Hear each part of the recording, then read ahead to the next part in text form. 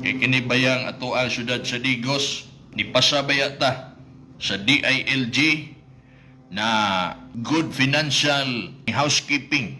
Gikan sa DILG na dili na nato tumo-tumo. Kabalo naman mo ana nga gikan sa DILG sa ilahang official Facebook page nga ilahang gipagawas, ipasar ang Digos City. But pasabot anak mga higala, ang pagdumala ni Mayor Cagas sa syudad sa Digos, ang kwarta sa gobyerno nagamit og insakto. Mga proyekto, daghan pa kayo o atuan ng usa-usahon, pwede. Daghan kay tag-angay nisgutan, malibog na kung saya kong unahon. Ang importante ani ang mahalaga.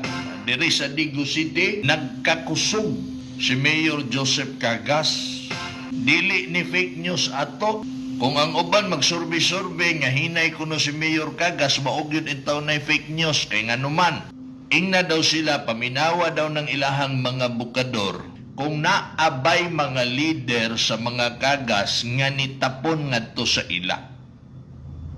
Bisag isa lang, naabay mga dagkong leader si Mayor Cagas nga nitingog karon sa pikas og nangampanya nila og nibiya sa kampo sa mga Cagas. Bisag isa lang.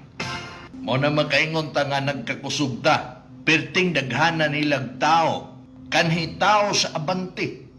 Dili lang kay mga dagko ngat mga leader, pati mga gagmay, mga miyembro sa Clean and Green sa abante kaniadto. Misurinder kang Mayor Cagas kay gustong muuban sa panaghugpong. Tinuod nga hugpong di gusinyos, di nang hugpong ng panggagago. Katong kang Mayor Inday Sara Duterte, hugpong ng pagbabago to. Pero inyuha diri sa Digos, na pasaylua lang kuspulong, hugpong ng panggagago. Angay mong makabalo. Kay siya'y kailan ni Kagawad Ikoy diya sa kwan? Guma. Sa pamilya ni Kagawad Ikoy, may buntag ninyong tanan.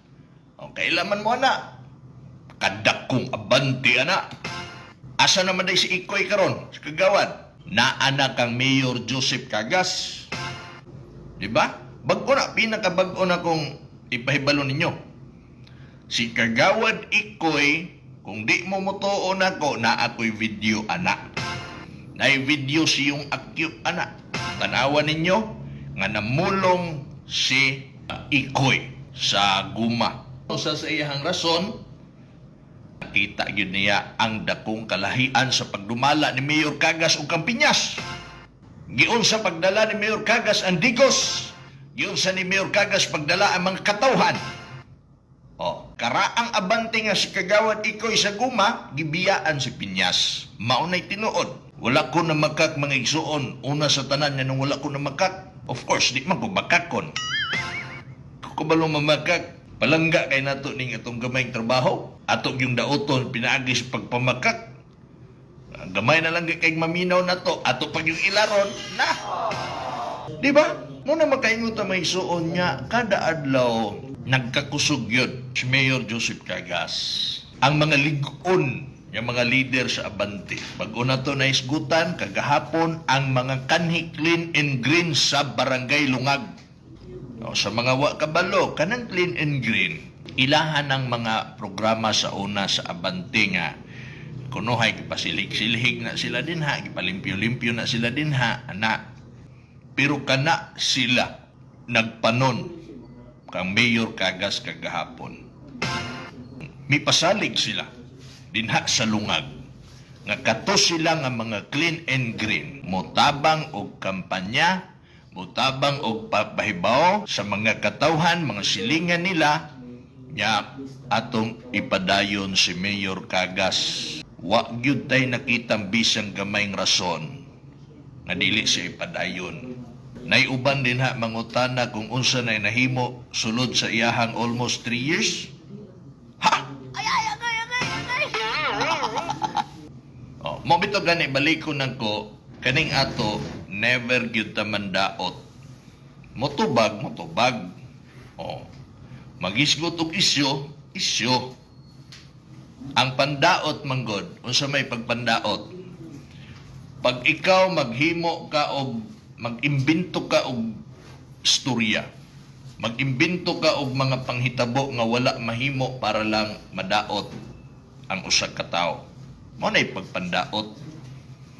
Ug kanang butang nga mga higala, wala na ko naghimo. Wa ninyo na nadungog sa Rundak Bayan. Kaya ang Rundak Bayan nga programa nato, more on information dissemination, issue komentaryo, mga katikaran sa itong syudad sa Digos ug sa itong lalawigan sa Davao del Sur. Wala gyud sa Rundak Bayan nga programa nga nagkabutang nga mandaot ta, maghimo-himo tag magtumo-tumo tag istorya. Wala gyud na ako gyud ang gipaningkamutan nya dili gyud ako nahimuon. Kung naatay ipangutana sa kanhing mayor, pangutana lang na. Dili na pagpandaot. Parehas ani. Ako lang gamiton tong giingon ni Kapitan Wantoy. Naay uban nga nahimong mayor dinhi sa Digos 18 katuig. Grabe naman ang kadugay na ana oy. Mura naman kag tag-iyag kuan anang ingon ana no. Mura na kag tag-iyag posisyon ana ba. Naay uban pod nga siyam katuig nagmayor. Pero nay mayor karon nato nga duha pa lang kapin katuig, duha katuig ug 8 ka bulan. Naigo pa gyud taglinog. Nagka-COVID pa gyud ta. Dili normal ang atong panahon. Matawag nato nagpartida mga higala. Kung magisgot ta og mga infra project nga gikan mismo sa panudlanan sa atong syudad sa Digos. Mauni ang pangutana ha, usa lang sa akong pangutana karong buntaga. Mga igsuon mauni ang atong pangutana. Bago ko mangutana, ako sang ihanay ni. Sa panahon ni Mayor Cagas, wa pa matapos ang iyang termino, mga dagko nga proyekto akong isulti. Okay? Nga gikan mismo sa city government or panudlanan na to, ha?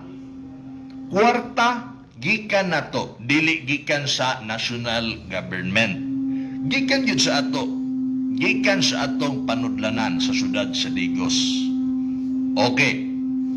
Eco Park, ongoing na. Eco Park, dinha sa sityo sa Nicolas sa Barangay 3 de Mayo ning Dakbayan sa Digos. Ha? Ang phase 1, ana nga proyekto mga suking tigpaminaw, ang kantidad ana 17 million. Phase 1 pa lang na. Timan ang numero, 17 million. Okay, ilista ninyo na ha, kay pangutana na to ni kamo nga mga tagapikas, padauta, perti kuyawa, perti hawda. Ikaduha, kanang ato ang pagpalapad sa dalan, nahimong 4 lanes with pathway og nag-atbang nga drainage, Aurora Street to Superhighway. Napansin na ninyo na, kapila na nato ng gibalik-balik. Lapad na na kay dinha with pathway and with proper drainage. Kauban ana mga igsuon ang Mabini Street to Mabini Superhighway. Lapad na ang dalan, 4 lanes na with pathway pagyod, plus na pagyod nag-atbang ang mga proper drainage system padulong sa gining superhighway, including ang pagpanindot anang wall sa National High School at bang sa palengke. Nakita na ninyo na with beautification, napunay drainage o street lights, wapo nga pathway. Ang kantidad ana tanan mga igsuon 112 million. 112 million. Dili na gikan sa national government, kundi gikan na sa ato ang kaugalingong panudlanan. Gikan na sa atong panudlanan mga igsuon, 112 million ang kantidad. Dungagan pa natong isa, tulo lang sa atong ihatag. Atong umaabot nga proyekto kining Digos Wharf or Digos Pantalan din sa Dawis. Pila ang giaprubahan ana para sa unang package? 35 million. Asa gikan ng 35 million ana? Sa atong panudlanan sa Digos. Kana lang sa tulo.